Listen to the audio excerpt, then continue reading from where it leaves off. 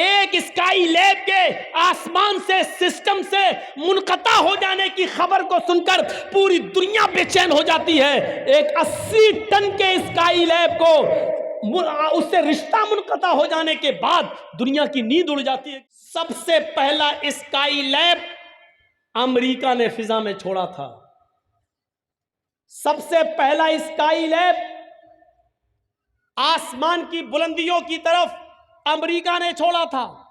سن 1979 کے اندر، سن 1979 کے اندر 79 میں امریکہ نے پہلا اسکائی لیب چھوڑا تھا جس کا وزن، جس کا ویٹ 80 ٹن تھا۔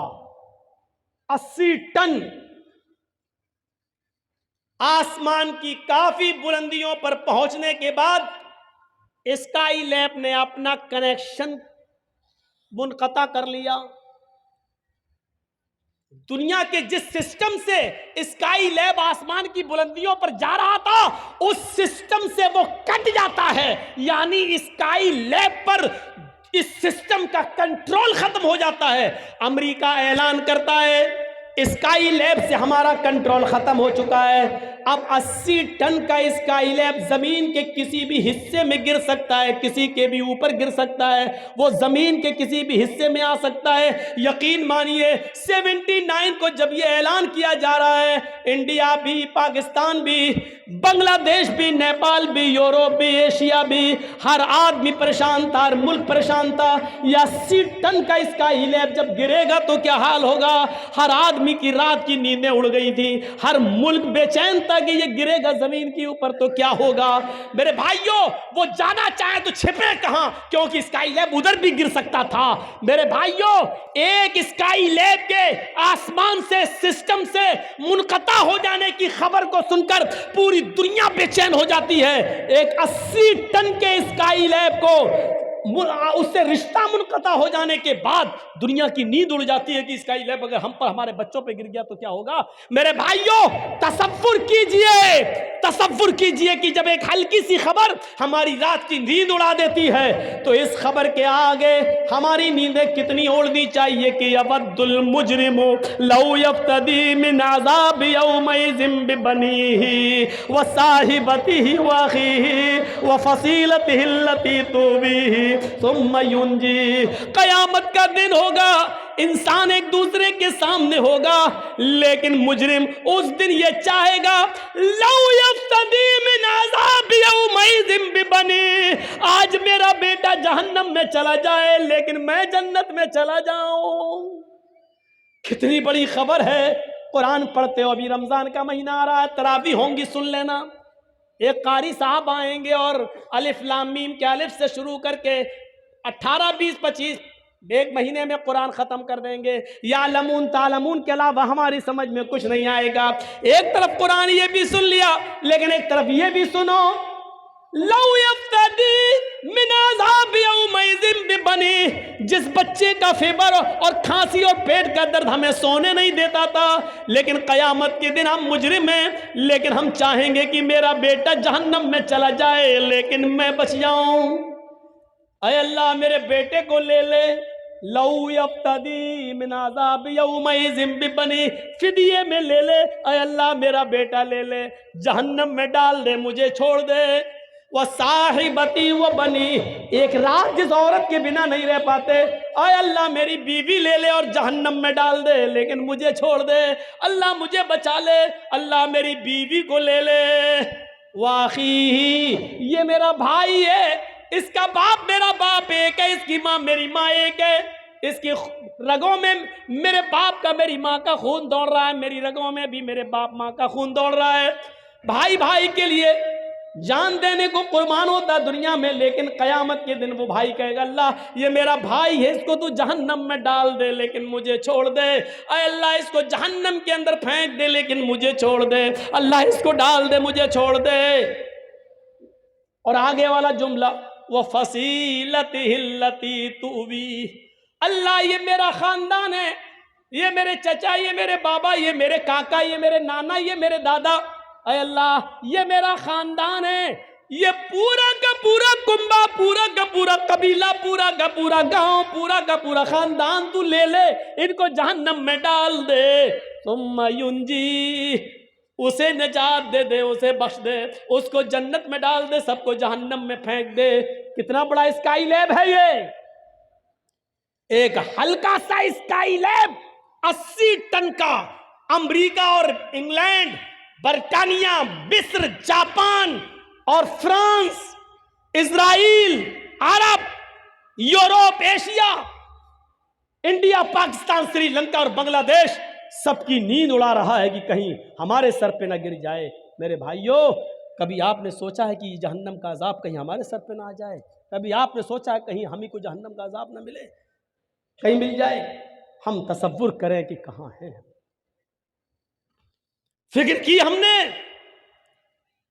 قرآن کہتا ہے یا ایھا الذین آمنوا قوا انفسکم واہلیکم نارا، اے ایمانوں والو تم اپنے آپ کو بھی جہنم سے بچاؤ اور اپنے بچوں کو بھی جہنم سے بچاؤ، اپنے آپ کو بھی جہنم سے بچاؤ اور اپنے بیوی بچوں کو بھی جہنم سے بچاؤ۔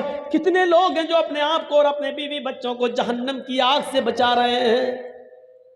دنیا کی تگ و دو میں اور چاہت میں ہم نے اپنے آپ کو برباد کر لیا ہے، لیکن ہم جانتے ہیں کہ ہمیں ملے گا اتنا ہی جتنا ہماری قسمت کے اندر ہے، ہم اس سے زیادہ نہیں پا سکتے ہیں، نہیں مل سکتا ہے ہمیں اس سے زیادہ، ہم پا ہی نہیں سکتے ہیں۔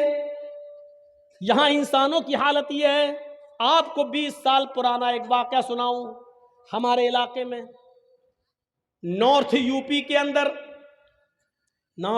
شمالی یو پی میں، نارتھ یو پی میں اس کے مشرقی حصے میں، یعنی اس کے ایسٹ کے ایریے میں، نارتھ یو پی کے ایسٹ ایریے میں آج سے 20 سال پہلے ایک سیلاب آیا تھا۔ آج سے 20 سال پہلے پانی کا ایک سیلاب آیا تھا، وہ سیلاب اتنا خطرناک تھا، وہ باڑھ اتنی خطرناک تھی، ذرا غور سے سننا ادھر، یہ سب ہم جہنم کی طرف آپ کو لے کے چل رہے ہیں، ابھی مالک یوم الدین ہی کی طرف ہم چل رہے ہیں، ابھی ایاک نعبد و ایاک نستعین کا نمبر نہیں آیا، اہدنا الصراط المستقیم کا نمبر نہیں آیا، صراط الذین انعمت علیہم کا نمبر نہیں آیا، ابھی مالک یوم الدین کے اوپر بھی اگر ہم سے بلوایا جائے تو اسی جگہ پر جلسہ کرایا جائے اور روزانہ 2-2 گھنٹے کی تقریر کرائی جائے تو ہم جیسے لوگ صرف مالک یوم الدین کے اوپر 3 مہینے بول سکتے ہیں، ایاک نعبد و ایاک نستعین کا نمبر نہیں۔ ہم جیسے کم علم و کم پڑھے لکھے لوگ 3 مہینہ جب اسی پر بول سکتے ہیں تو جو بہت زیادہ قابل و پڑھے لکھے علماء ہیں وہ کتنا زیادہ بول سکتے ہیں؟ لیکن ہم اتنا زیادہ وقت آپ کا نہیں لیں گے، صرف تصور کیجئے گا، ادھر آپ اپنا دماغ لگائیے، نارتھ یو پی کے ایسٹ ایریے کے اندر پانی کا ایک سیلاب آتا ہے اور وہ سیلاب اتنا خطرناک تھا کہ کئی لوگوں کو بہا کر لے گیا، کئی بچوں کو اس نے پانی میں غرق کر دیا، مویشی پانی میں بہہ گئے، جتنے 4 پیر والے جانور تھے، بھیڑ، بکریاں، بھینسیں، گائے، پانی میں بہہ گئے اور مارے گئے۔ کچھ لوگ اپنا علاقہ چھوڑ رہے ہیں، کچھ ایسے ہیں جو اسی میں پھنس گئے ہیں۔ ایسے منظر کو دیکھے اور جب سیلاب تھوڑی دیر کے لیے رکا، تھوڑی دیر کے لیے جب سیلاب رکا تو منظر اتنا بھیانک تھا، اس گاؤں کا، بستی کا منظر اتنا بھیانک تھا کہ اس بھیانک منظر کو لوگ دیکھ رہے ہیں کہ یہ کیا ہوا، یہ گھر کتنا مضبوط تھا لیکن آج ڈہ گیا، یہ کتنا امیر آدمی تھا آج اس کا مال بہہ گیا۔ کچھ لوگ ہیں جو اس سیلاب میں پھنسے ہوئے ہیں، اپنے مال کو اور اپنے بچوں کو اپنے سمیٹے ہوئے ہیں، لیکن کشتیاں نہیں ہیں، ناؤ نہیں ہیں، نکل نہیں سکتے ہیں۔ اس بھیانک منظر پر ایک آدمی کی نظر پڑتی ہے کہ پانی میں آدھے سے زیادہ ڈوبا ہوا ایک پیڑ ہے، ایک درخت ہے جو آدھے سے زیادہ ڈوب گیا ہے پانی کے اندر، لیکن جب اس نے ڈوبے ہوئے اس پیڑ پر نظر ڈالی تو اس کی ایک برانچ پر، اس پیڑ کے ایک ٹہنی سے لگا ہوا ایک مضبوط ٹہنی پر ایک آدمی بیٹھا ہوا ہے، اور جس ڈال پر آدمی بیٹھا ہوا ہے, اسی ڈال کے اوپر ایک خطرناک اور زہریلا سانپ بھی موجود ہے. سیلاب اتنا خطرناک تھا, سانپ انسان کا دشمن اور انسان سانپ کا دشمن. انسان سانپ کو دیکھتا ہے تو فوراً مارنے کی کوشش کرتا ہے, اور سانپ جب اکیلے میں کسی انسان پر حاوی ہو جائے تو اس کو ڈنگ مارنے کی کوشش کرتا ہے, ڈستا ہے. لیکن ہیبت سیلاب کی اتنی زیادہ ہے کہ سانپ انسان کو دیکھ رہا ہے, اور اسی ٹہنی پر, اسی ڈال پر آدمی سانپ کو دیکھ رہا ہے, لیکن آدمی سانپ کو نہیں مارتا ہے اور سانپ انسان کو نہیں ڈس رہا ہے. وہ جانتا ہے کہ نیچے پانی ہے, اگر یہ آدمی گرا تو یہ مرے گا, اور سانپ بھی جانتا ہے کہ اگر ہم گرے تو ہم مریں گے. اس منظر کو دیکھ کر انسان نہ سانپ کو مار رہا ہے نہ سانپ انسان کو مار رہا ہے. کچھ لوگ دور سے اس منظر کو دیکھ رہے ہیں. تصور کیجئے کہ سیلاب اتنا بھینکر, اتنا خطرناک, اور اس منظر کو کچھ لوگ دور سے دیکھ رہے ہیں, لیکن ایسے منظر پر جہاں سانپ بھی انسان کو ڈسنے کی کوشش نہیں کر رہا ہے, یہاں ایسے دنیا پرست اور دنیا طلب لوگ اور کتے کے جانوروں جیسی صفت رکھنے والے لوگ ایسے بھی تھے, جہاں آئے اور ان لوگوں سے کہنے لگے کہ تم سیلاب میں پھنسے ہو, ہم تمہاری مدد کے لیے آئے ہیں, تم اپنا مال ہمارے حوالے کر دو, ہم ان کی حفاظت کر لیں گے, اور جب تمہیں اس مصیبت سے چھٹکارا ملے تو ہم تمہارا مال تمہیں واپس کر دیں گے. اور ان بھولے بھالے مصیبت میں پھنسے ہوئے لوگوں نے اپنا سامان, اپنا سونا چاندی جو بچا سکے تھے, انہوں نے ان لوگوں کے حوالے کر دیا, اور یہ رفو چکر ہو گئے, لے کر بھاگ گئے. غور کیجئے, ان مجبور لوگوں کی مجبوری کا بھی فائدہ ان لوگوں نے اٹھایا. جہاں ایک سانپ انسان کو ڈسنے کی ہمت نہیں کر رہا ہے, اور جہاں ایک انسان سانپ کو مارنے کی ہمت نہیں کر رہا ہے, وہاں یہ انسان کتنا گر چکا ہے. وہاں یہ دنیا طلب انسان اور دنیا پرست انسان, ناجائز مال کو کمانے والا اور دنیا کی محبت کو رنگنے والا یہ انسان کتنا نالائق اور کتنا بڑا کمینہ ہے, جو ایسے موقع پر بھی مجبور لوگوں کی مجبوری کو نہ سمجھ سکا اور ان کا مال لے کر فرار ہو رہا ہے. آپ اندازہ لگائیے, سوچئے کہ انسان کتنا زیادہ مفاد پرست ہو چکا ہے. یہ سانپ سے زیادہ زہریلا ہو چکا ہے. سانپ اپنے زہر سے انسان کو ڈسنا چھوڑ رہا ہے, لیکن یہ کمینہ انسان اپنی کمینگی انسان سے نہیں چھوڑ رہا ہے. یہ سوچئے اور تصور کیجئے کہ انسان کتنا گر چکا ہے کہ ایک موقع پر سانپ بھی انسان کو کاٹنے کی جرت نہیں کر رہا ہے, لیکن انسان انسان کو کاٹ رہا ہے, انسان انسان کو ڈس رہا ہے, اور ایسے موقع پر بھی اس کا پیسہ چھین کر, اس کی دولت لے کر یہ بھاگ جاتے ہیں, یہ کہہ کر کہ ابھی تم مصیبت میں ہو, ہمارے حوالے کر دو, جب تمہارے مصیبتوں کے دن ختم ہوں گے ہم تمہارے حوالے کر دیں گے. اور اس کے بعد ان کا پتہ نہیں چلتا. اس دنیا کی دولت نے ہمیں اتنا ہمیں برباد کر دیا, بالکل کتا صفت انسان بنا دیا. اسی لیے اللہ کے نبی نے فرمایا, یوشک الامم ان تدع علیکم کما تدع الکلۃ علی قصتها, تمہارے اوپر ایک ایسا زمانہ آ جائے گا, تمہارے اوپر ایک ایسا زمانہ آ جائے گا کہ جیسے بھوکے لوگ دسترخوان کے اوپر ٹوٹ پڑتے ہیں, اسی طریقے سے تمام لوگ تمہارے اوپر ٹوٹ پڑیں گے. صحابہ صلی اللہ کے نبی کہہ رہے ہیں جیسے بھوکے لوگ دسترخوان کے اوپر ٹوٹ پڑتے ہیں, ویسے ہی دنیا, ساری کی ساری دنیا تمہارے اوپر ٹوٹ پڑے گی. آپ دیکھ لیجئے, یہ ٹوٹنا ہی تو ہے, یہ ٹوٹنا ہی تو ہے. پیٹرول 100 کے پار, ڈیزل بھی اسی کے مقابل, گیس سلنڈر کی قیمت, سرسوں کے تیل کی قیمت, یہ ساری قیمتوں کو آپ ایک طرف رکھیے, لیکن اس کے باوجود ہم پریشانیاں اٹھا لیں گے, سب کچھ برداشت کر لیں گے, لیکن ووٹ ہم انہی کو دیں گے.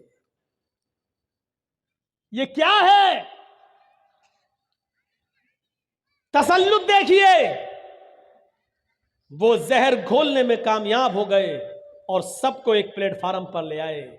ہم یہی ڈھونڈتے رہے کہ ہمارا کون ہے, ہماری آواز کون اٹھا رہا ہے, ہمیں حق کون دلا رہا ہے. تم حق کی بات کر رہے ہو, اپنا وجود بچانے کی فکر کرو. اب تو ہم اسی میں ابھی پڑے ہوئے ہیں. اور کسی چینل والے نے ہمارا انٹرویو لیا, کہا کہ آپ کیا کہنا چاہتے ہیں کہ جرجی صاحب کیا بی جے پی مسلمانوں کو برباد کر رہی ہے؟ میں نے کہا نہیں, بی جے پی مسلمانوں کو کبھی برباد کر ہی نہیں سکتی. یہ آپ غلط سوچتے ہو کہ بی جے پی آ جائے گی ہمیں برباد کر دے گی. نہیں, جس دن بی جے پی مسلمانوں کو برباد کرے گی اس دن بی جے پی خود برباد ہو جائے گی.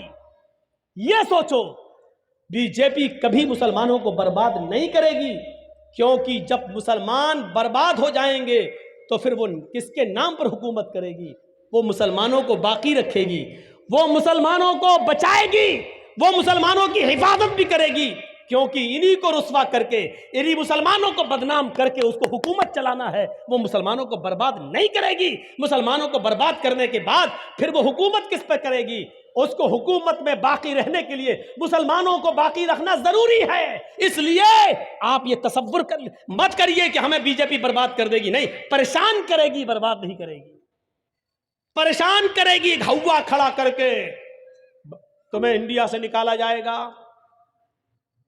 این آر سی CAA آئے گا, یہ صرف ہوا کھڑا کر کے آپ کو پریشان کرے گی. دیکھا نہیں آپ نے جتنا ہی لوگوں نے گائے کے نام پر ہم کو برباد کیا, بدنام کیا, گائے گائے گائے گائے. لیکن آج گوگل پہ ڈالیے اور یوٹیوب پہ سرچ کیجئے, ہندوستان کے اندر سب سے بڑا گائے کے گوشت کا ویاپاری کون اور گائے کو کاٹنے والا کون؟ تو الحمدللہ ثم الحمدللہ اس میں کسی مسلمان کا نام نہیں بلکہ ایک بی جے پی کے نیتا کا نام ہے.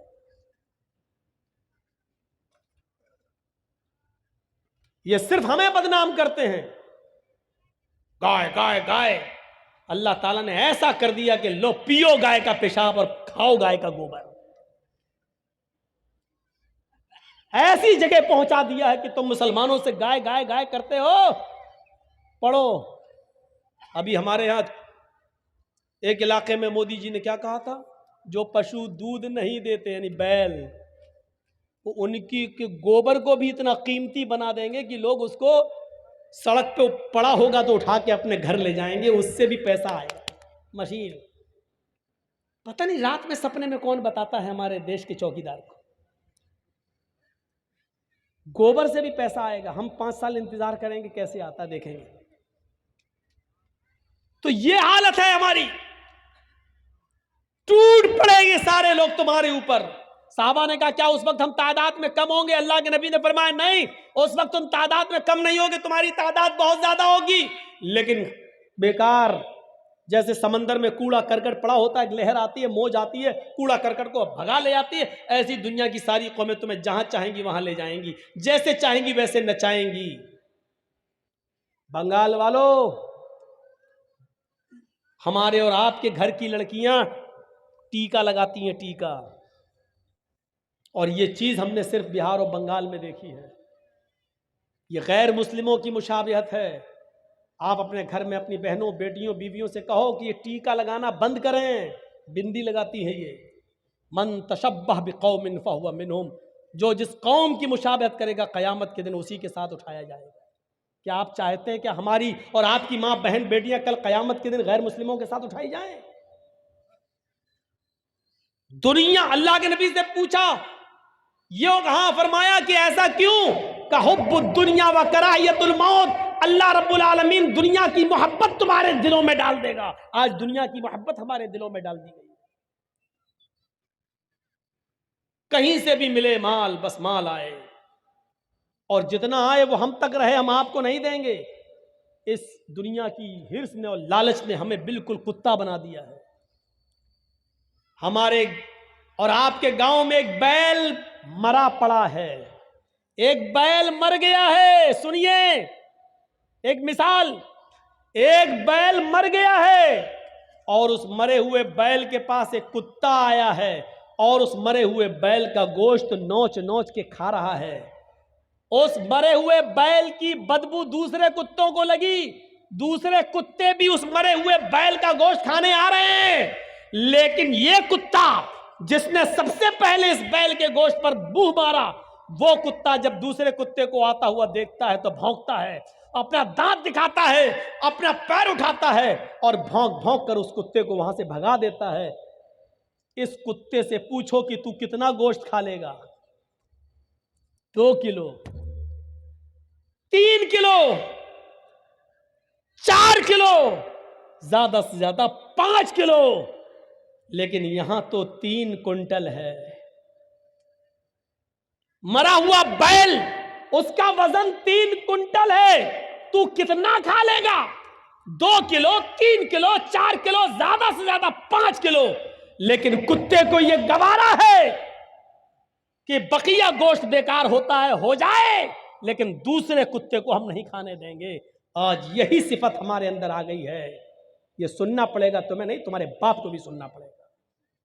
ساری دولت ہمیں مل جائے، لاٹری خریدی، لگ گئی اور 5 لاکھ مل گئے، اب اس 5 لاکھ میں ہم کسی اور کو نہیں دے سکتے ہیں۔ اس کو کہتے ہیں کتا۔ آئی پی ایل میں سٹا لگایا، جیت گیا 5 لاکھ، اب ہم ہی کے پاس رہے، دوسرے کے پاس نہیں۔ اس کو کہتے ہیں مرے ہوئے بیل کا گوشت کھانے والا کتا۔ میں بولوں گا یہ، اور اس کے باوجود جو کھیلے گا وہ سوچے گا کہ مولانا جرجیز نے کتا کس کو کہا۔ تصور کرو کہ ہماری حالت کیا ہو چکی ہے۔ جبکہ حالت یہ تھی کہ ایک صحابی اللہ کے نبی صلی اللہ علیہ وسلم کے پاس آتے ہیں اور کہتے ہیں کہ اللہ کے نبی، میرے چند غلام ہیں، میں نے ان کو خریدا ہے، میرے چند غلام ہیں، کبھی کبھی وہ ہمارے مال میں خیانت کرتے ہیں، کبھی کبھی وہ ہم کو جھوٹ بولتے اور دھوکہ دیتے ہیں، میں ان کی خیانت کرنے پر ان کو تھوڑی بہت سزا بھی دیتا ہوں، مارتا بھی ہوں۔ اے اللہ کے نبی، کیا یہ ظلم تو نہیں ہے؟ بھائی وہ خیانت کرتے ہیں، چوری سے ہمارا مال چرا لیتے ہیں، دھوکہ دیتے ہیں ہمیں، اگر میں ان کو مارتا ہوں تو قیامت کے دن مجھ سے حساب و کتاب تو نہیں ہوگا؟ دیکھ رہے ہیں آپ یہ سوال، قیامت کے دن کوئی حساب و کتاب تو نہیں ہوگا ہم سے؟ تو اللہ کے نبی صلی اللہ علیہ وسلم فرماتے ہیں قیامت کے دن ترازو لائی جائے گی۔ اس صحابی سے کیا کہہ رہے ہیں؟ ادھر سنو، اس صحابی سے کیا کہہ رہے ہیں؟ قیامت کے دن ترازو لائی جائے گی اور اس ترازو کے اندر ان کی خیانت، ان کا دھوکہ رکھا جائے گا، جو انہوں نے تمہارے مال کی چوری کی ہے اور تمہارا مال چرایا یا دھوکہ دیا، اس کو ایک طرف رکھا جائے گا، اور تم نے ان کو مارا ہے، سزا دی ہے، اس سزا کو ترازو کے دوسرے پلڑے پہ رکھا جائے گا، اور جب ترازو اٹھائی جائے گی، اگر تمہاری سزا اٹھ گئی اور ان کے دھوکے کا پلڑا جھک گیا تو ان کو سزا ملے گی جہنم کے اندر، اور اگر تم نے ان کو مارا، اگر تمہارا ظلم کا پلڑا جھک گیا اور ان کا دھوکہ اور ان کی خیانت کا پلڑا اٹھ گیا، تو قیامت کے دن تمہیں سزا دی جائے گی، یعنی تم نے ان کو ان کے دھوکے اور ان کی خیانت سے زیادہ سزا ان کو دی ہے، تو تمہیں سزا دی جائے گی جہنم کے اندر۔ یہ صحابی کہتے ہیں اے اللہ کے نبی، یہ تو بڑا عجیب معاملہ ہے، یہ تو بڑا عجیب معاملہ ہے، تب تو پھر پتہ نہیں ہماری سزا کتنی زیادہ ہوگی۔ اب تو بہتر یہی ہے کہ اپنے آپ کو جہنم کے عذاب سے بچانے کے لیے میں ان تمام غلاموں کی چھٹی کر دوں، ان کو میں رہا کر دوں، ان کو آزاد کر دوں۔ وہ صحابی دوسرے دن آتے ہیں اور کہتے ہیں اے اللہ کے نبی، آپ گواہ رہیے، میں نے اپنے سارے غلاموں کو آزاد کر دیا۔ یہ ہے جہنم کا ڈر، یہ ہے حساب و کتاب کا ڈر جو ہمارے اندر نہیں ہے، ہونا چاہیے، ہمارے اندر نہیں ہے، ہونا چاہیے۔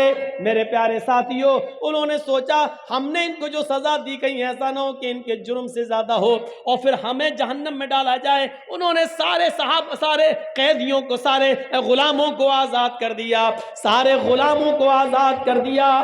میرے بھائیوں، حضرت عثمان غنی نے اپنے غلام کا کان مروڑا، ایک دن کہنے لگے ادھر آؤ، میں نے ایک دن تمہارا کان مروڑا تھا، آج تم بھی اپنا بدلہ لے لو، قیامت کے دن میں بدلہ نہیں دے سکتا۔ اس غلام نے کہا نہیں، آپ آقا ہیں، آپ ہمارے مالک ہیں، ہم آپ سے بدلہ نہیں لیں گے۔ अमीरुल मोमिनीन ने कहा नहीं नहीं, तुम्हें इंतकाम लेना होगा।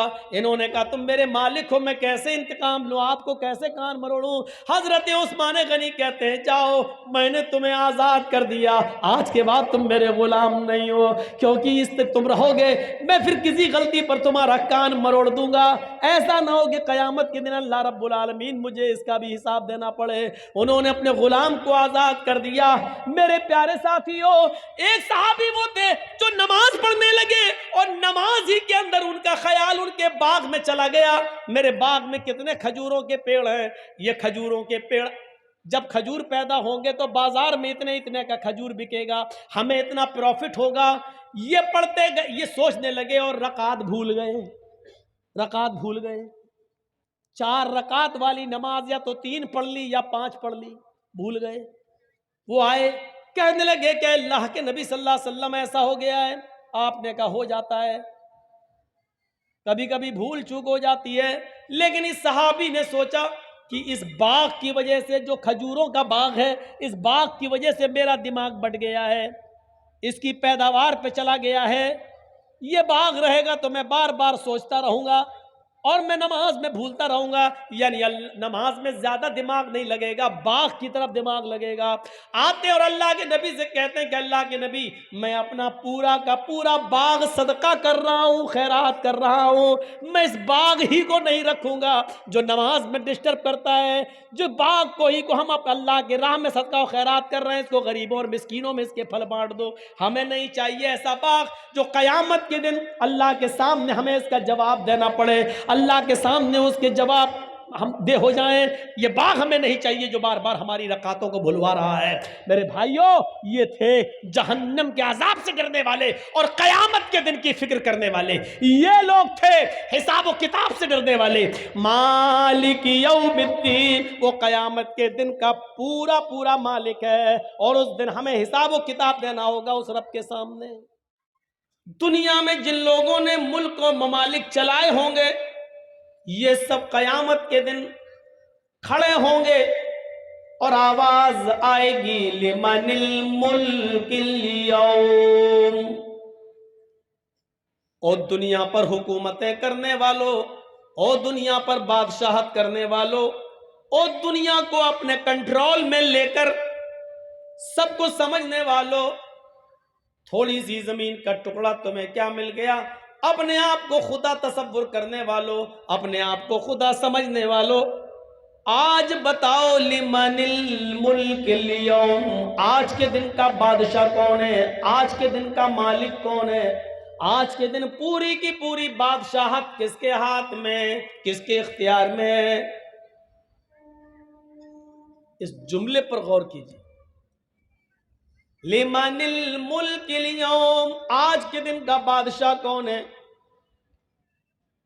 जवाब दिया जाएगा इन लोगों की जानिब से, लिल्लाहिल वाहिदिल क़हार, आज की दुनिया का बादशाह, आज की ममलिकत किसके हाथ में है, आज के दिन पूरा का पूरा मालिक कौन है, लिल्लाह, आज के दिन पूरी की पूरी बादशाह अल्लाह के इख्तियार में, अल्लाह के हाथ में। अल वाहिद, जो अकेला तने तन्हा पूरी कायनात का मालिक है, आज के दिन उसने किसी को 1 इंच जमीन का भी मालिक नहीं बनने दिया है। आज के दिन की पूरी बादशाहत अकेले अल्लाह के पास है। अल क़हार, जो जबरदस्त है, जो बहुत ही ज्यादा जबरदस्त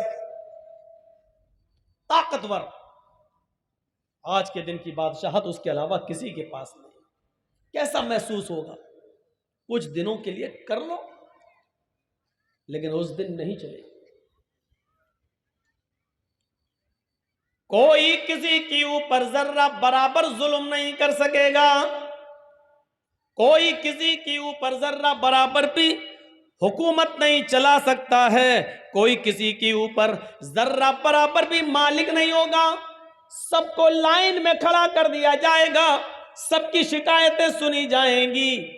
यहां तक कि अगर दुनिया में किसी सींग वाली बकरी ने किसी बेसींग वाली बकरी को मारा होगा, तो कयामत के दिन अल्लाह ताला उस बेसींग वाली बकरी को सींग देगा اور اس کو بھی حکم دے گا کہ تو بھی اپنا انتقام لے لے، تو بھی اپنا بدلہ لے لے۔ وہ بے سینگ والی بکری کو طاقت دے گا، اور بے سینگ والی بکری سینگ والی بکری کو مارے گی جس نے دنیا میں مارا۔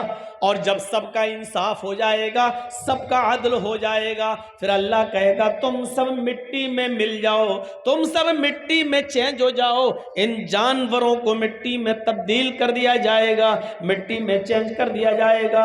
اس دن کی حالت کچھ اس طریقے کی ہوگی، غور کرو، جب جانوروں کو بھی پورا کا پورا انصاف ملے گا تو انسانوں کو کیوں نہیں ملے گا؟ الیوم لا تملک نفس لنفس شیئا والامر یومئذ للہ۔ الیوم لا تملک نفس لنفس شیئا، آج کے دن کوئی انسان کسی دوسرے انسان کا مالک نہیں ہے، آج کے دن کوئی جان کسی دوسرے جان کی مالک نہیں ہے، آج کے دن کوئی انسان کسی دوسرے انسان پر ذرہ برابر اختیار نہیں رکھتا۔ وَالْأَمْرُ يَوْمَئِذٍ لِلَّهِ، سارے معاملات اور اختیارات اللہ کے ہاتھ میں ہوں گے۔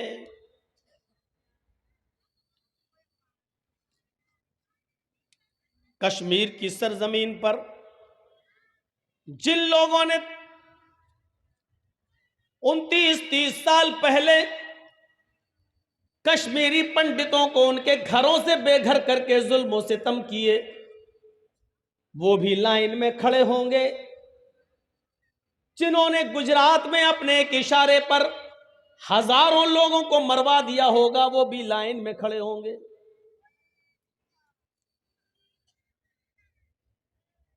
ہندو اور مسلمان کی کوئی قید نہیں۔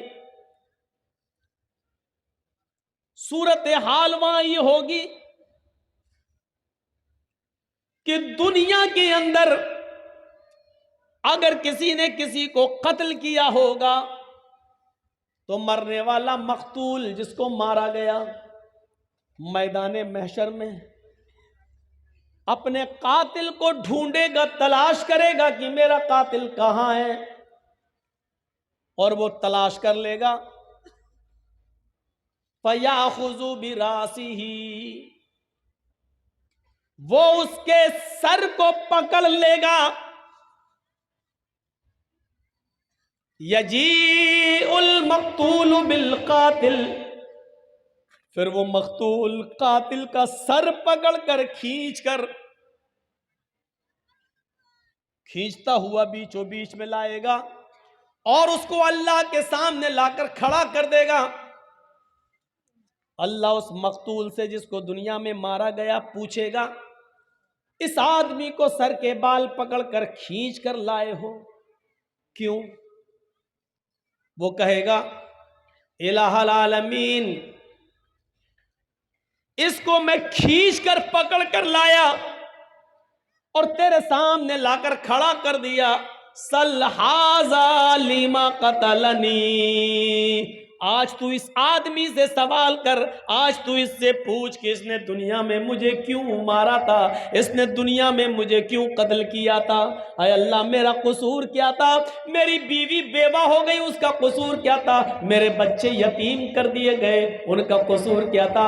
اس آدمی نے مجھے مارا، اس آدمی نے مجھے قتل کیا، میرے بچوں کو یتیم اور میری بیوی کو بیوہ کیا۔ اللہ، مجھے آج تک ریزن پتہ نہ چلا، مجھے آج تک پتہ نہ چلا کہ اس نے مجھے کیوں مارا، کیوں قتل کیا۔ اے اللہ، پوچھ اس سے کہ اس نے مجھے کیوں مارا۔ مقتول قاتل کو تلاش کر لے گا، کوئی بچے گا نہیں۔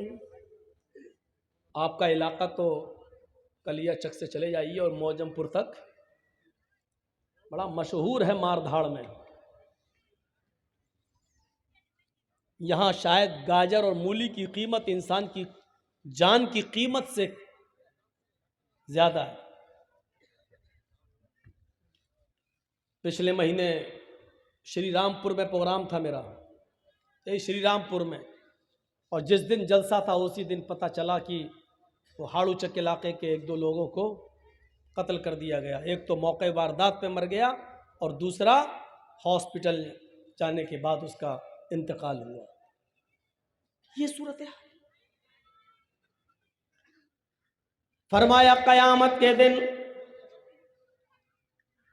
مقتول اپنے قاتل کو ڈھونڈ لے گا اور اس کے سر کے بال پکڑ کر لائے گا اور اللہ کے سامنے پیش کر کے کہے گا سلم قتلنی سل ھذا لم قتلنی، اس سے پوچھ کہ اس نے دنیا میں مجھے کیوں مارا تھا۔ پورا کا پورا بدلہ اور پورا کا پورا انتقام قیامت کے دن ہی ملے گا۔ دنیا میں کوئی عدالت ایسی نہیں ہے جو انسان کو اس کے اچھائیوں کا پورا پورا بدلہ دے دے اور اس کی برائیوں کی پوری پوری سزا دے دے۔ دنیا میں کوئی عدالت ایسی نہیں ہے۔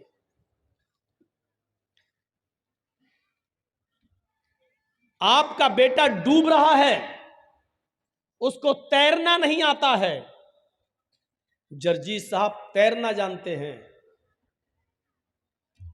دریا کے کنارے باپ رو رہا، میرا بیٹا ڈوب رہا ہے، کوئی ہے بچاؤ۔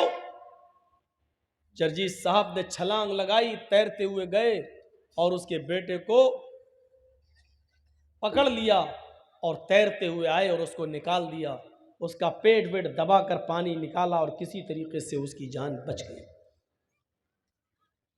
مجھے انعام، لڑکے کا باپ انعام دے رہا ہے۔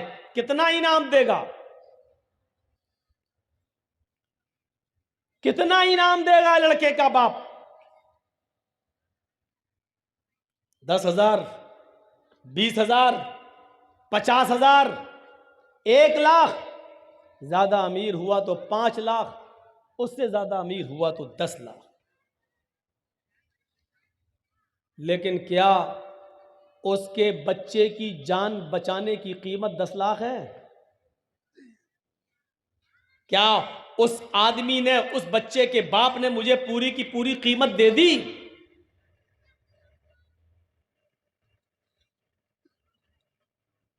اور کسی نے ایک بادشاہ سے سوال کیا کہ بادشاہ سلامت، تم اس وقت اپنی حکومت اور اپنی مملکت کے مالک ہو، لیکن اگر تمہاری جان خطرے میں ہو تو بتاؤ اپنی جان کو بچانے کے لیے کیا دے سکتے ہو، کیا خرچ کر سکتے ہو؟ تو اس نے کہا کہ جتنے حصے کا میں مالک ہوں، میں اپنے ملک کی آدھی ملکیت دے سکتا ہوں اپنی جان بچانے کے لیے۔ اس نے پوچھا کہ اگر آپ کی جان کے بدلے میں پورا ملک مانگے تو بادشاہ نے کہا کہ اگر میری جان زیادہ ہی خطرے میں ہے تو پورا ملک دے دوں گا اور اپنی جان بچا لوں گا۔ پورے ملک، پورے کنٹری کی بادشاہت دینے کے لیے آدمی تیار ہو سکتا ہے اور اپنی جان بچانے کے لیے۔ کیا جرجیت صاحب نے تیر کر آپ کے بیٹے کو بچایا اور آپ نے 10 لاکھ 20 لاکھ کا انعام دے دیا تو کیا آپ نے پورا بدلہ دے دیا؟ کیا جان بچانے کی پوری قیمت دے دی؟ نہیں۔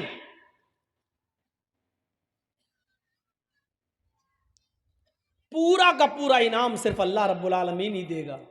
کسی کی جان بچانے کی نیکی کتنی بڑی ہے، کسی کو تم نے بچایا ہے، کتنا بڑا نیک کام کیا ہے، اس کی قیمت اور اس کا صحیح بدلہ قیامت کے دن اللہ رب العالمین ہمیں دے گا۔ دنیا کی کوئی عدالت نہیں دے سکتی۔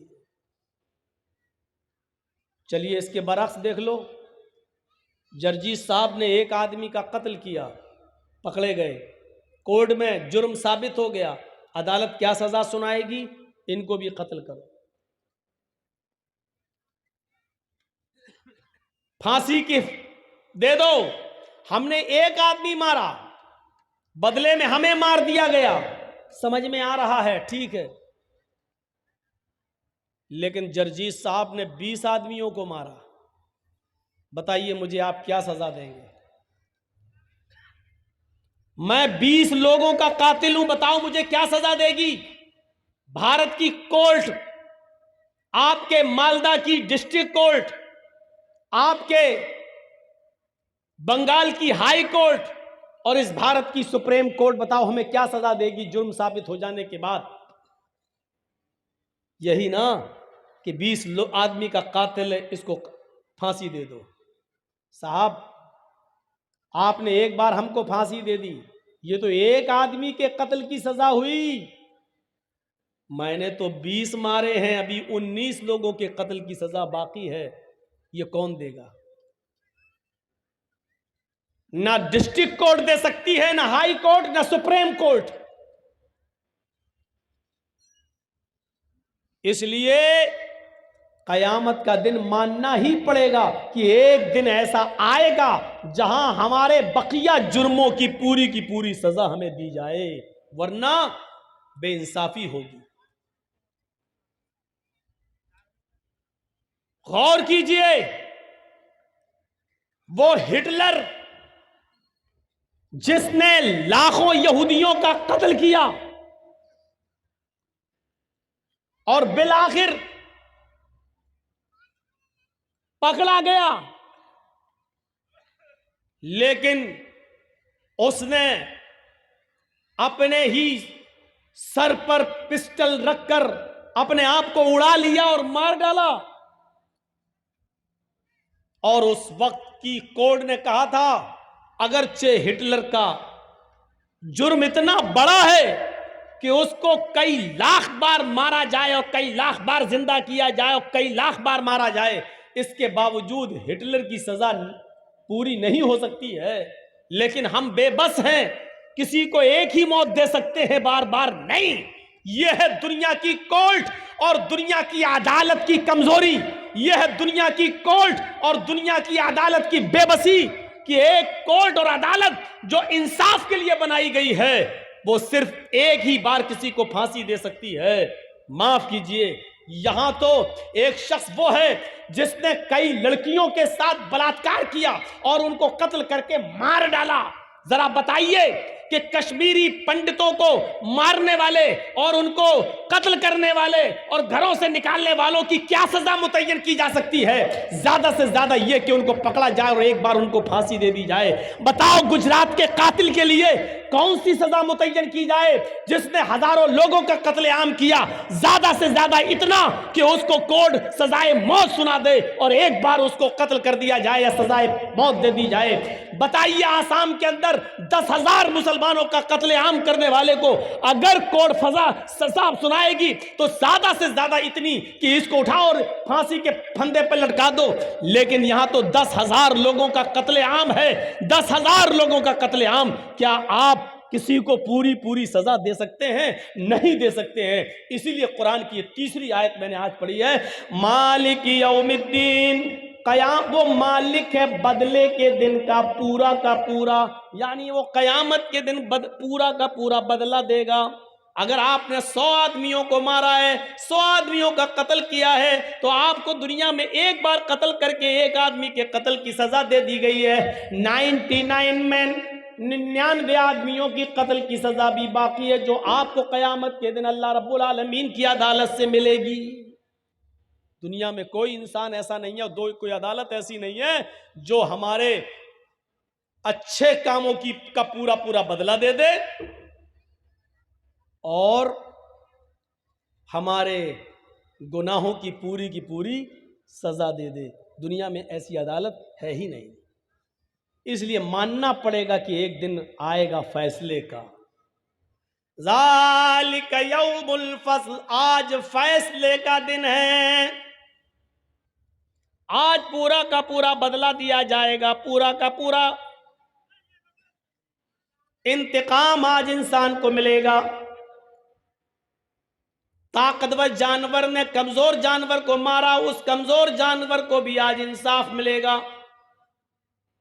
وہ ایک چھوٹا سا بچہ جو ماں کے پیٹ میں پل رہا ہے، الٹرا ساؤنڈ پہ چیک کرانے کے بعد پتا چلا کہ یہ لڑکی ہے اور 2 مہینے کا 3 مہینے کا وہ حمل ایبارشن کر کے گرا دیا گیا، یا کالج میں پڑھنے والے لڑکے اور لڑکیوں سے کوئی غلطی ہو گئی اور حمل ٹھہر گیا، ماں باپ کو پتہ نہ چلے، سماج کو پتہ نہ چلے، کسی ہاسپٹل میں جا کر ایبارشن کرا دیا۔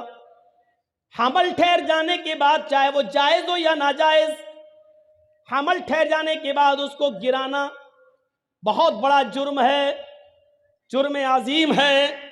یاد رکھیے گا، اس کمزور معصوم سی جان کو جو تم نے پیٹ کے اندر مار ڈالا، ایبارشن کرا کے ختم کر دیا، آج اس بچے کو بھی انصاف ملے گا، قیامت کا دن ہے۔ یہ بچے کو اللہ رب العالمین زبان دے گا، ہاتھ دے گا، پیر دے گا، ناک دے گا، کان دے گا، اور قیامت کے دن یہ چھوٹا سا بچہ جس کو ماں کے پیٹ میں مار دیا گیا، چاہے وہ 15 دن کا ہو، 1 مہینے کا ہو، 1 ہفتے کا ہو، 10 دن کا ہو، 5 دن کا ہو، حمل ٹھہر جانے کے بعد آپ نے اس بچے کو ایبورشن کرا دیا، گرا دیا، اسقاط کر دیا، قیامت کے دن اللہ رب العالمین اس بچے کو زندگی دے گا اور یہ بچہ اپنے ماں کی پستان سے لٹکا ہوا آئے گا۔ جاء یوم القیامہ ومعلق بین ثدیہ، یہ بچہ قیامت کے دن اپنے ماں کی دونوں پستانوں سے لٹکا ہوا آئے گا۔ اللہ رب العالمین اس بچے سے کہے گا کیا تم بھی کچھ چاہتے ہو؟ تمہارا بھی کوئی مسئلہ ہے، تمہارا بھی کوئی کوشچن ہے؟ وہ بچہ اپنے ماں کی پستان چھوڑے گا، یقول، اور اللہ سے شکایت کرے گا، ہاذی امی قتلتنی، اللہ یہ میری ماں ہے جس نے دنیا میں مجھے مار ڈالا تھا، اللہ یہ میری ماں ہے جس نے دنیا میں مجھے قتل کر دیا تھا، اللہ یہ میری ماں ہے جس نے دنیا میں مجھے مار ڈالا تھا، اے اللہ یہ مجھے اپنے پیٹ میں جگہ نہ دے سکی، اے اللہ دنیا میں وجود میں آنے سے پہلے ہی اس نے مجھے ختم کر دیا، اے اللہ آج تو میری ماں کا مت بن، اے اللہ جس طرح اس نے میرے ٹکڑے ٹکڑے کر کے مجھے نیکی اور نماز اور روزے رکھنے کا اور پڑھنے کا موقع بھی نہیں آنے دیا اور اس سے پہلے مار ڈالا، اے اللہ آج تو میری ماں کو بھی جہنم کے اندر پھینک دے۔ وہ چھوٹا سا معصوم بچہ قیامت کے دن اس کو بھی اللہ رب العالمین انصاف دے گا، اس بچے کو بھی قوت گویائی دے گا اور اس کی بھی سنے گا۔ مالک یوم الدین، وہ قیامت کے دن کا پورا مالک۔ جوڑ دیا قرآن کی اس آیت نے، بہت آسانی کے ساتھ ہم لوگ جاتے نماز میں، امام صاحب نے کہا اللہ اکبر، ہم نے کہہ دیا اللہ اکبر، امام صاحب پڑھ دیے الحمدللہ رب العالمین الرحمن الرحیم مالک یوم الدین ایاک نعبد و ایاک نستعین، اور جیسی کا غیر المغضوب علیہم ولا الضالین، ہم نے کہہ دیا آمین۔ احساس نہیں ہوا کہ کیا پڑھ دیا اور کیا ہے؟ کل سے پورے 2 گھنٹے کی تقریر میں الحمدللہ رب العالمین اور الرحمن الرحیم تک ہی پہنچ پایا تھا اور مالک یوم الدین تک نہیں چل پایا۔ آج مالک یوم الدین پر میں آج بول رہا ہوں، تصور کیجئے کہ قیامت کے دن کا پورا مالک ہوگا وہ اللہ، سب کا عدل اور انصاف وہاں ملے گا۔ دنیا میں آپ اپنے آپ کو بچا سکتے ہیں، چھپا سکتے ہیں، جرجیت صاحب جج ہیں مالدہ کی کورٹ کے، اور جرجیت صاحب کا بیٹا اگر کوئی قصور کر کے مقدمہ اس پر چلا اور وہ کیس جرجیت صاحب کی عدالت میں آیا تو جرجیت صاحب قانونی کتابوں سے کوئی نہ کوئی داؤں پیچ کھیل کر پوائنٹ نکال کر اپنے بیٹے کو کسی نہ کسی طریقے سے ضمانت دے دیں گے، اپنے بیٹے کے فیور میں کوئی نہ کوئی قانون ڈھونڈ لیں گے۔ لیکن یاد کیجئے اس دن کوئی قانون تمہارا نہیں چلے گا، اس دن باپ اور بیٹا سب آمنے اور سامنے ہوگا، لیکن کوئی کسی کی سفارش کرنے والا نہیں ہوگا۔ ذرا تصور کیجئے اس دن کا منظر کیا ہوگا۔ اللہ رب العالمین بھی اس دن کہے گا وَامْتَازُوا الْيَوْمَ أَيُّهَا الْمُجْرِمُونَ، آئے مجرموں آج کے دن تم الگ ہو جاؤ۔ وَامْتَازُوا الْيَوْمَ أَيُّهَا الْمُجْرِمُونَ، آئے مجرموں آج کے دن تم الگ ہو جاؤ، نیک لوگوں سے الگ ہو جاؤ۔ یہ سن کر مجرم نیک لوگوں سے الگ ہو جائیں گے۔ میرے پیارے ساتھیوں، اس دن اللہ رب العالمین سب کو انصاف دے گا۔ آج جرجیت صاحب نے آپ کو ڈیٹ نہیں دی، آپ نے دیکھا کہ جرجیت صاحب فلاں آدمی کے گھر میں رکتے ہیں، آپ ان کے پاس گئے کہ بھائی مجھے ہمارے گاؤں کے لیے ڈیٹ دلا دو، جرجیت صاحب تو ہمارا فون بھی نہیں اٹھا رہے ہیں۔ اس آدمی نے سوچا کہ جرجیت صاحب تو ہمارے گھر پہ رکتے ہیں، چلیے انہوں نے سفارش کی، جرجیت صاحب نے بھی اس کا احسان ہے اس کے اوپر، جرجیت صاحب نے فوراً اس کی بات مان کر ڈیٹ دے دی۔ ہاں ایسا ہوتا ہے، آج ہم ایک دوسرے کی سفارشیں کرتے ہیں اور ایک دوسرے کی سفارشیں مانتے ہیں، لیکن قیامت کے دن باپ جہنم میں جا رہا ہوگا اور بیٹا جنت میں جانے کا فیصلہ، بیٹا جہنم میں جا رہا ہوگا اور باپ کے جنت میں جانے کا فیصلہ، لیکن کوئی کسی کے کام نہیں آئے گا، کوئی کسی کی سفارش نہیں کرے گا۔ آواز آئے گی اے دنیا میں بیٹوں کو بچانے والوں، اے دنیا میں اپنے بیٹوں کے لیے سفارشیں کرنے والوں، اے دنیا میں اپنی اولاد کے لیے بڑی سے بڑی سفارشیں لے کر جانے والوں، ما لکم لا تناصرون، آج تمہیں کیا ہو گیا کہ آج تم ایک دوسرے کی مدد نہیں کر رہے ہو؟ آج تمہیں کیا ہو گیا ہے؟ آج تم ایک دوسرے کے کام نہیں آ رہے ہو؟ آج تمہیں کیا ہو گیا ہے کہ آج ایک باپ جنت میں جا رہا ہے، اس کا بیٹا جہنم میں، لیکن آج باپ اللہ سے یہ نہیں کہہ رہا ہے کہ میرے بیٹے کو جنت کے اندر داخل کر دو۔ آج تمہیں کیا ہو گیا ہے؟ آج تم ایک دوسرے کے کام کیوں نہیں آ رہے ہو؟ آج ایک دوسرے کی سفارشیں اور شفاعت کیوں نہیں کر رہے ہو؟ یہ منظر ہوگا اس دن کا میرے بھائیوں۔ دنیا میں ہم ایک دوسرے کی سفارشیں کر دیتے ہیں، لیکن قیامت کے دن کوئی کسی کی سفارش کرنے والا نہیں۔ انصاف ہوگا وہاں، سب کے ساتھ انصاف۔ دنیا میں اگر کسی نے کسی کی ایک بالشت زمین پر قبضہ کیا اور 1000 مقدمہ لڑنے کے باوجود بھی اس کو انصاف نہیں ملا، وہ 70 زمینوں کا طوق اس کے گردن میں ڈالا جائے گا۔ اس کو دیکھ کر ہی لوگ یہ کہیں گے کہ یہ دنیا میں کسی کی زمین پر ناجائز قبضہ کرنے والا تھا۔ اللہ رب العالمین کہے گا ان نیک لوگوں کو، اور ان کے اوپر ظلم و زیادتی کے کیس ہوں گے، اللہ رب العالمین کہے گا بدلہ دو، وہاں بدلہ نہیں دے پائیں گے۔ پھر اللہ کہے گا پھر تم اپنی نیکیاں دو، یہ نیکیاں دیں گے، لو 10 نیکی تم لے جاؤ۔ دوسرا آئے گا میرے ساتھ اس نے ایسا کیا، 5 نیکی تم لے جاؤ۔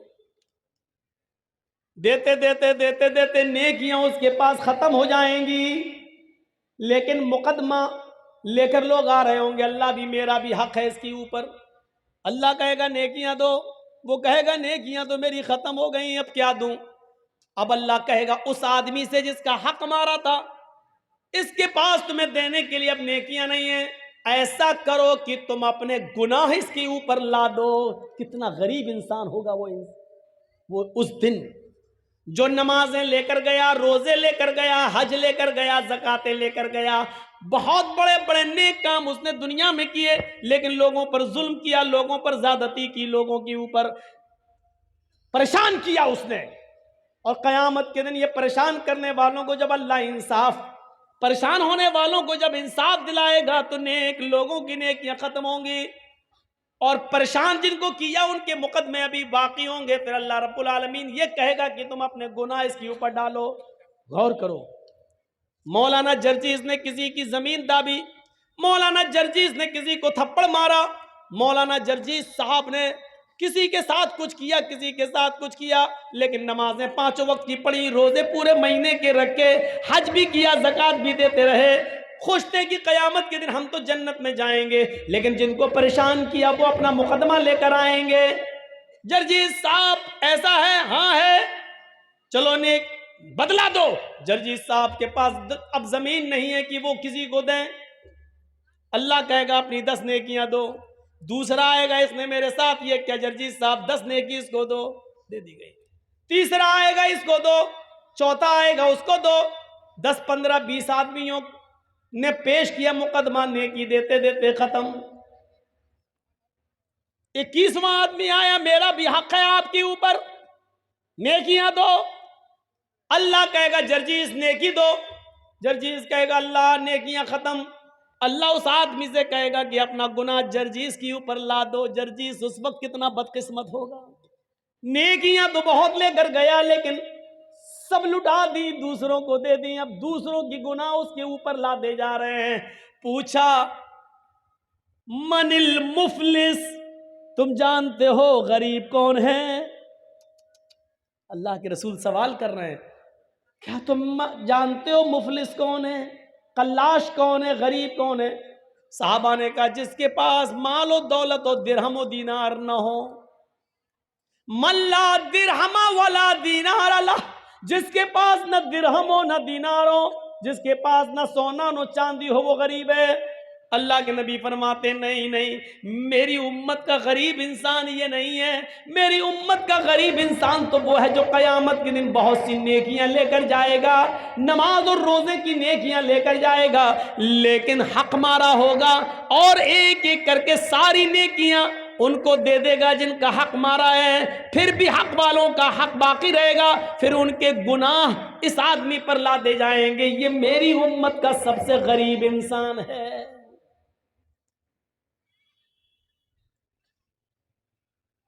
تصور کیجیے، ایک ای رکشہ چلانے والا آدمی، ای رکشہ جس کو آپ لوگ کیا بولتے ٹوٹو،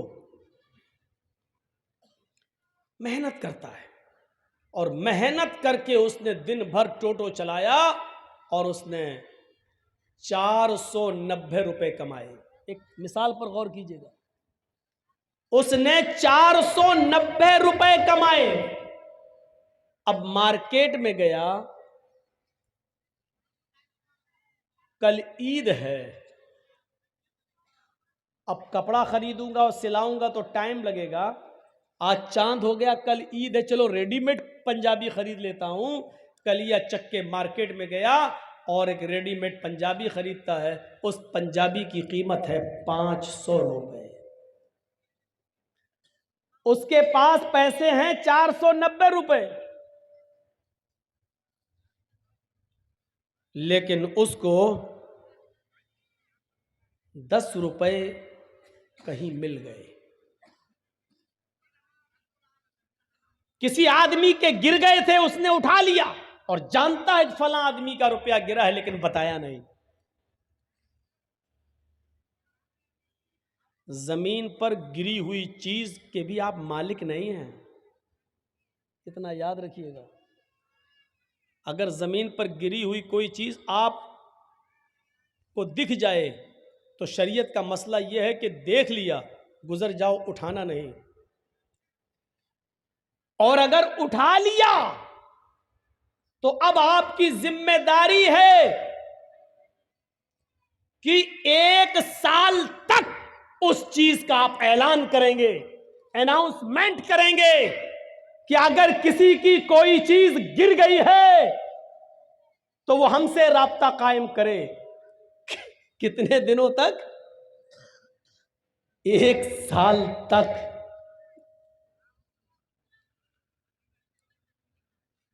1 سال تک آپ اس کا اناؤنسمنٹ کریں گے، 1 سال تک۔ اور جب 1 سال کے بعد بھی کوئی نہیں آتا ہے، اس کا مالک نہیں ملتا ہے، تب آپ اس کا 5واں حصہ صدقہ اور خیرات کر کے بقیہ چیز آپ اپنے لیے استعمال کر سکتے ہیں۔ یعنی 100 روپے ملے ہیں آپ کو تو پہلے 1 سال تک اس کا اناؤنسمنٹ کرو، بچے گا کیا؟ اور 1 سال تک جب 100 روپے کا مالک آپ کو نہ ملے تو پھر اس میں 5واں حصہ یعنی 20 روپے صدقہ و خیرات غریب کو دو، اور اس کے بعد 80 روپے آپ استعمال کر سکتے ہو۔ وہ بھی کب؟ اور یہ استعمال کرنے کی اجازت آپ کو وہ بھی اس کنڈیشن میں مل رہی ہے کیونکہ آپ نے 1 سال محنت کی ہے، یعنی یہ 80 روپے بھی آپ کے لیے تب حلال ہو رہے ہیں جب آپ 1 سال محنت کرنے کے بعد اس کے مالک تک نہیں پہنچا پائے یا اس کا مالک نہیں ملا تب۔